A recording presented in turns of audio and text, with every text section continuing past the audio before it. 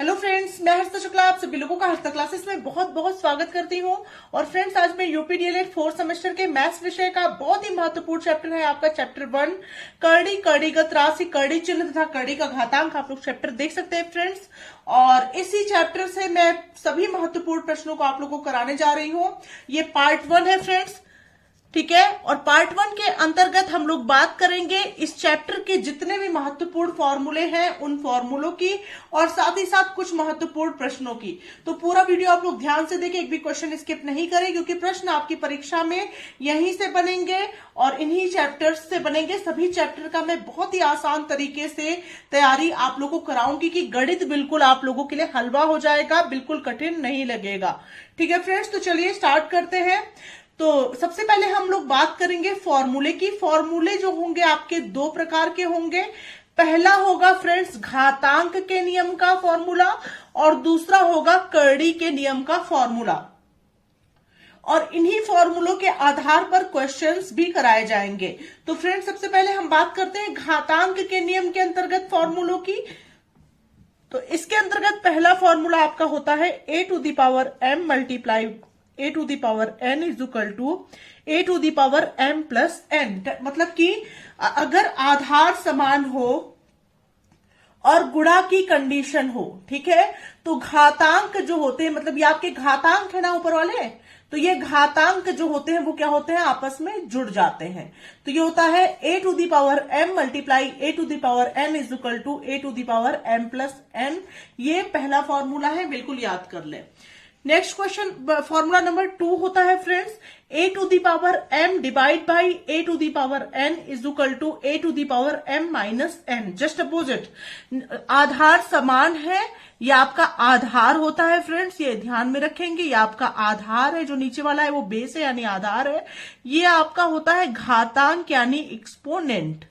तो अगर आधार समान है दोनों और भाग दिया गया है, तो घातांक चाहे कुछ भी हो, अलग अलग घातांक हो, कुछ भी घातांक हो, वो आपस में भाग की कंडीशन में यानी डिवाइड की कंडीशन में घातांक जो होते हैं वो आपस में माइनस हो जाते हैं। अब बात करते हैं फ्रेंड्स फॉर्मूला नंबर 3 की। a to the power m whole power n is equal to होता है a to the power mn, ठीक है। नेक्स्ट बात करते हैं फ्रेंड्स फॉर्मूला नंबर 4 की। A B to the power N is equal to होता है A to the power N multiply B to the power N, ठीक है। मतलब ए बी का होल पावर एन अगर है तो ये इसका भी पावर एन हो जाएगा और इसका भी पावर एन हो जाएगा, और दोनों मल्टीप्लाई के रूप में है तो मल्टीप्लाई के रूप में ही रहेंगे। अगला नंबर 5 है friends, a upon B to the power n is equal to हो जाएगा a to the power n upon B to the power n के, ठीक है।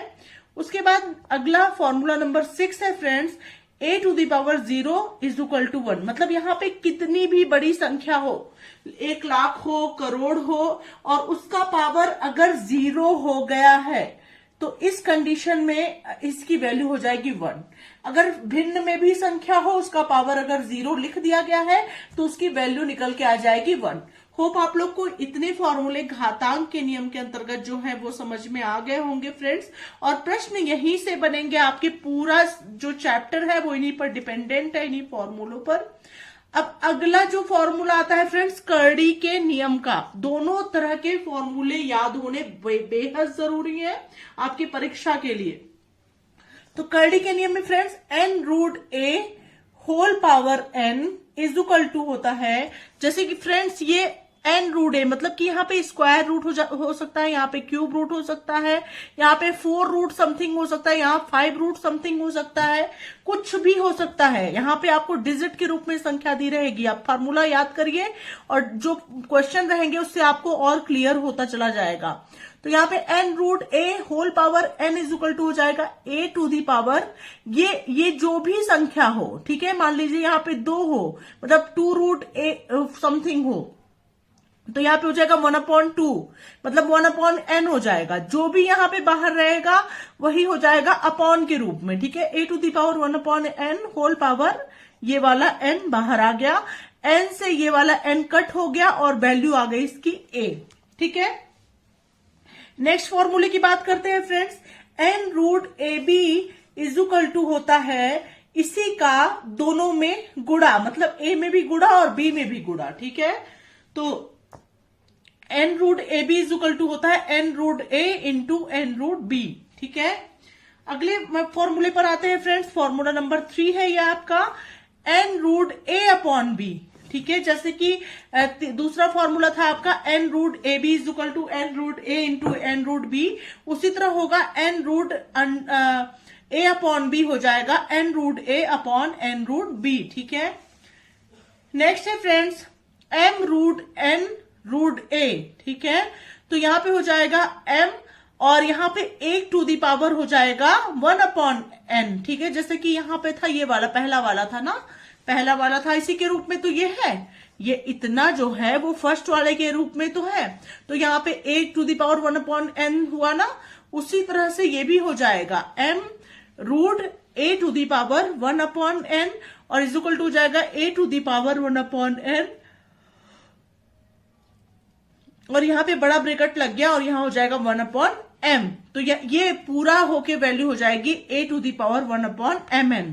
तो ये पूरा फॉर्मूला आप लोग नोट कर लीजिए, क्योंकि जो क्वेश्चन आपको मिलेंगे वो इन्हीं फॉर्मूलों के आधार पर ही मिलेंगे, ठीक है फ्रेंड्स। अब बढ़ते हैं महत्वपूर्ण प्रश्नों की तरफ। तो फ्रेंड्स इस चैप्टर से जो पहले टाइप का क्वेश्चन बहुत ज्यादा पूछा जाता है वो इस प्रकार का प्रश्न बनता है कि निम्न संख्याओं का मान ज्ञात कीजिए। बहुत ध्यान से समझेंगे और बहुत ही सरल शब्दों में मैं आप लोग को समझाऊंगी कि ये प्रश्न आप लोगों को एकदम लगेगा कि बस समझ में आ गया, आप कुछ नहीं देखने की जरूरत है, बस एग्जाम में आ जाए और कर लेंगे। तो इसका क्वेश्चन नंबर ए है फ्रेंड्स। इसमें 2 मैंने क्वेश्चन लिया है ताकि आप लोग को आसानी से समझ में आ जाए। एक भिन्न के रूप में है और एक ऐसे ही है। तो इसको देखिए कैसे सॉल्व करेंगे। 3 रूट ए का होल क्यूब, ठीक है, मतलब 3 और अंडर रूट 8 का होल क्यूब है आपका, ठीक है। इसको कैसे सॉल्व करेंगे फ्रेंड्स, इसको देखिए। तो 3 रूट ए पूरा का होल क्यूब है, मतलब इसका 3 बार आप गुणा कर सकते हैं। तो 3 root A multiply 3 root A 8 और मल्टीप्लाई 3 रूट 8, ठीक है। 3 root 8 multiply 3 root 8 multiply 3 root 8, इस प्रकार से इसको आप लिख सकते हैं। अब क्या हो जाएगा फ्रेंड्स, ये चाहे आप इस तरह से लिखिए और चाहे आप ये इसके बाद ही डायरेक्ट कर सकते हैं, ठीक है। अगर आपको इसके बाद ही, अब देखिए ये 3 बार आपने लिख दिया है, तो अब आप क्या करेंगे फ्रेंड्स, 8 हो जाएगा ये आपका, और यहाँ पे 3 बार, मतलब इसको चाहे आप लिखिए चाहे ना लिखिए, ठीक है। ये एक्स्ट्रा मत करिए कुछ, इसी के बाद आप कर लीजिए तो ज्यादा आसान रहेगा, ठीक है। तो यहाँ पे 8,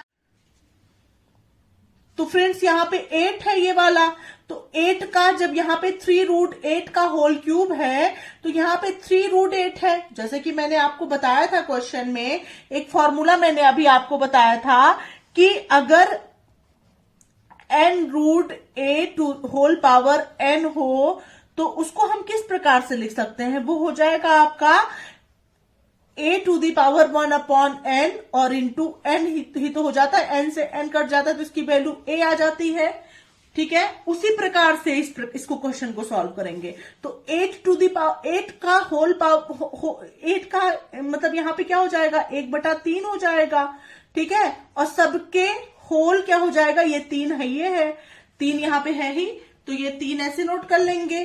3 से 3 आपका कट गया, तो यहाँ पे 8 आपका जो हो गया वो क्या हो गया, आंसर हो गया। होप आप लोग को ये क्वेश्चन अच्छे समझ में आ गया होगा, ठीक है। बढ़ते हैं अगले प्रश्न की तरफ। 3 रूट 4 अपॉन 7 का होल क्यूब, ये भी सेम ऐसे ही लगेगा क्वेश्चन, जैसे कि आपका 4 अपॉन 7 है तो 4 अपॉन 7 का होल 1 अपॉन 3 हो जाएगा, और यहाँ पे आपका लार्ज ब्रैकेट लगेगा और यहाँ पे क्यूब हो जाएगा। ये 3 से ये 3 कट गया, ये हो जाएगा आपका 4 अपॉन 7 और यही हो जाएगा आपका आंसर। होप आप लोग को ये क्वेश्चन भी अच्छे समझ में आ गया होगा। बढ़ते हैं अगले महत्वपूर्ण प्रश्न की तरफ। अगला क्वेश्चन पूछा जाएगा बहुत ज्यादा परीक्षा में, क्वेश्चन नंबर 2, निम्न में से करड़ी संख्याओं को बताइए। बहुत ही अच्छा प्रश्न है आपकी परीक्षा के लिए। करड़ी संख्याओं को बताना है आपको, इनमें से कौन सी ऐसी संख्या है जो करड़ी के रूप में है, ठीक है। तो सबसे पहले हम क्या करेंगे फ्रेंड्स इसमें, तो फ्रेंड्स इसमें हम क्या करेंगे कि पहला हम क्वेश्चन लेंगे 3 रूट 64। ठीक है, तो 64 का सबसे पहले हम क्या करेंगे, फैक्टर ज्ञात करेंगे। तो 64 का जब आप फैक्टर निकालेंगे यानी गुणनखंड निकालेंगे तो ये 2 से सबसे पहले जाएगा 2 3 6, 2 दूना 4, फिर 2 से जाएगा 2 1 2, 1 3 2 6 12, फिर 2 से जाएगा 2 8 16, फिर 2 से जाएगा 2 चौके 8, फिर 2 से जाएगा 2 दूना 4 और फिर 2 से जाएगा 2 1 2।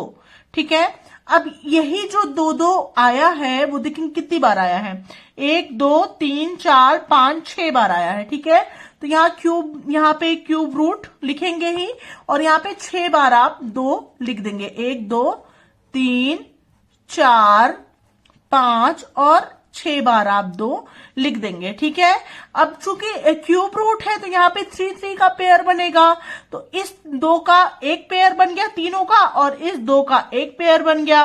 पेयर बनने के बाद इसमें से 1 2 बाहर निकल गया, इसमें से 1 2 बाहर निकल गया और ये 2 गुणे 2 बराबर हो गया 4, और 4 आप देख सकते हैं कि करड़ी में नहीं है, तो अतः लिखेंगे कि 3 रूट 64, ठीक है, करड़ी में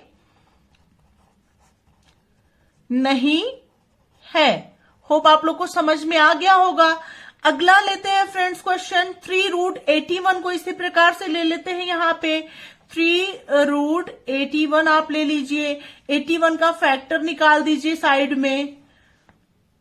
3 से जाएगा 3 2 जा 6, 2 8 3 7 जा 21, 3 9 जा 27, 3 3 जा 9, 3 1 जा 3। ठीक है, अब इसको क्या लिख सकते हैं फ्रेंड्स, इसको लिख सकते हैं क्यूब रूट, कितने टाइम्स यहाँ पे 3 आया है, 1 2 3 4 टाइम्स 3 है ना, 1 2 3 4 टाइम्स 3 है। ठीक है, तो यहाँ पे 3, इस 3 का तो पेयर बन गया लेकिन एक सिंगल 3 आपका बाहर निकल, मतलब अंदर ही रह गया, इसका पेयर नहीं बना, तो ये क्या हो गया, ये अंदर ही रह गया, मतलब ये करड़ी में हो गया। ठीक है, तो लिखेंगे अतः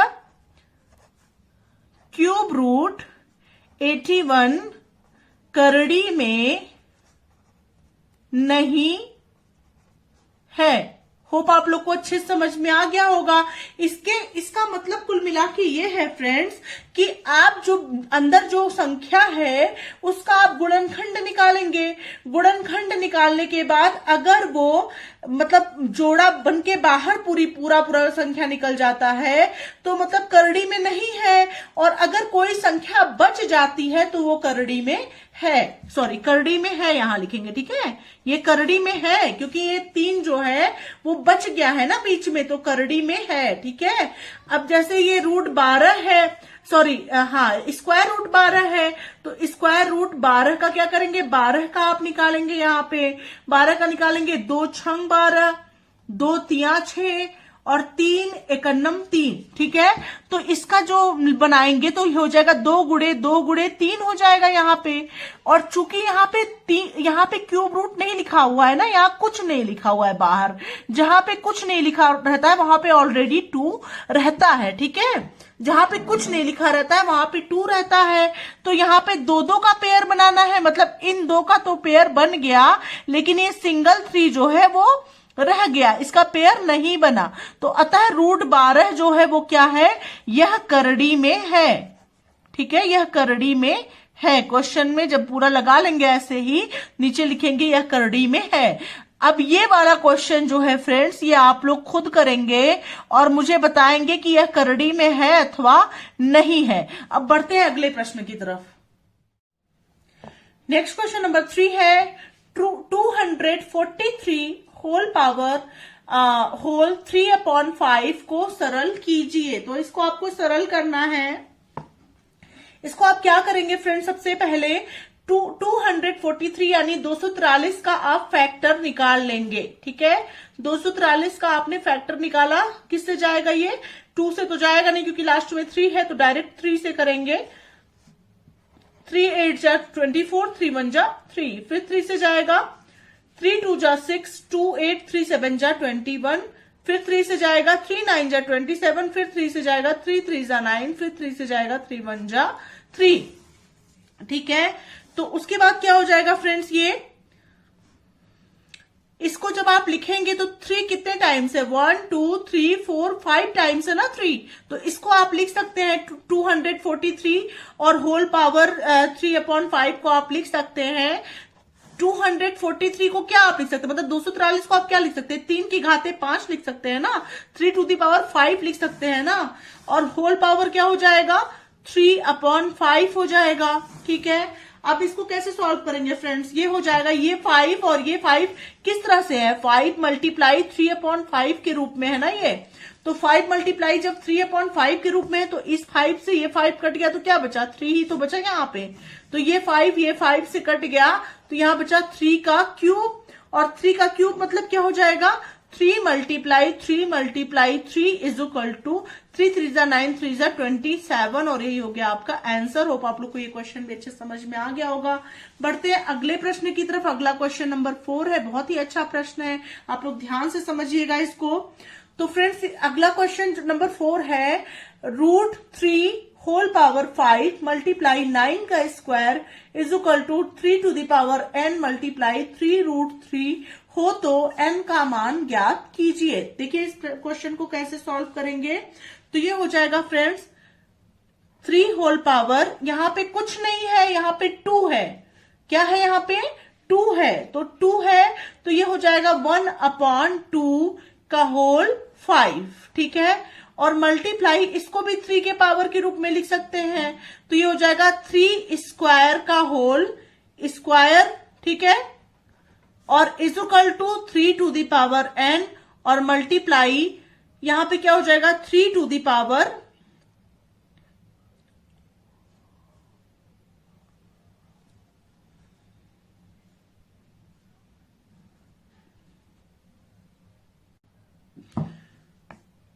फ्रेंड्स यहाँ पे जो क्वेश्चन है वहां पे है 3 मल्टीप्लाई √3, इस प्रकार से प्रश्न है। ठीक है, 3 मल्टीप्लाई √3 करके है, तो यहाँ पे हो जाएगा 3 तो आपका ऐसे ही रहेगा, और मल्टीप्लाई √3 को आप लिख सकते हैं 3⁻1/2। ठीक है, अब देखिए कैसे सॉल्व करेंगे आप, ये हो जाएगा आपका 3 ये 5 1 जा 5/2 हो गया, और मल्टीप्लाई 3 2 2 जा 4 हो गया, और इज इक्वल टू यहां पे हो जाएगा 3⁻n, चूंकि बेस सेम है सबका ना, और गुणा की कंडीशन में क्या होगा घातांक आपस में जुड़ जाएगा, यहाँ कुछ नहीं है तो यहाँ 3 की घाते 1 रहेगा, ये सिंगल 3 था तो 3 की घाते 1 हो जाएगा, तो यहाँ पे हो जाएगा +1 और +1/2 हो जाएगा। ठीक है, अब इसको देखिए कैसे सॉल्व करेंगे, ये हो जाएगा आपका, चूंकि यहाँ गुणा की कंडीशन यहाँ पे भी है तो यहाँ पे भी घातांक जुड़ेंगे, आधार समान है तो गुणा की कंडीशन में घातांक आपस में जुड़ जाएंगे, तो हो जाएगा 5/2 और +4 और इज इक्वल टू यहाँ हो जाएगा 3⁻n प्लस 2 1 जा 2 1 3/2। ठीक है, अब फ्रेंड्स आपको पता है इसको पहले सॉल्व कर लीजिए, 3 यहाँ पे हो जाएगा 4 दूना 8 5 13/2। ठीक है, 2 चौक के 8 और 5 इसमें जोड़ देंगे तो क्या हो जाएगा 13/2 हो जाएगा, और बराबर हो जाएगा 3⁻n प्लस 3/2 हो जाएगा। अब फ्रेंड्स आधार समान है तो इसके घातांक भी एक दूसरे के बराबर होंगे। ठीक है, अगर आधार समान है तो घातांक क्या होंगे एक दूसरे के, यहां पे मैं करके बता रही हूं, अगर आधार समान है तो घातांक क्या होंगे एक दूसरे के बराबर होंगे, लिख देंगे चूंकि आधार समान है अतः घातांक भी समान होंगे। ठीक है, तो ये हो जाएगा 13/2 बराबर n प्लस 3/2। ठीक है, 13/2 is equal to n plus 3/2, तो n इज इक्वल टू हो जाएगा 13/2 माइनस ये प्लस वाली वैल्यू इधर जाएगी तो जाएगी माइनस में 3/2। ठीक है, अब यहाँ पे 13 माइनस 3 क्या हो जाएगा 10/2 हो जाएगा, ठीक है। और 2 से 10 कटेगा तो हो जाएगा 5 बार जाएगा, n की वैल्यू हो जाएगी आपकी 5 और यही हो जाएगा आपका आंसर।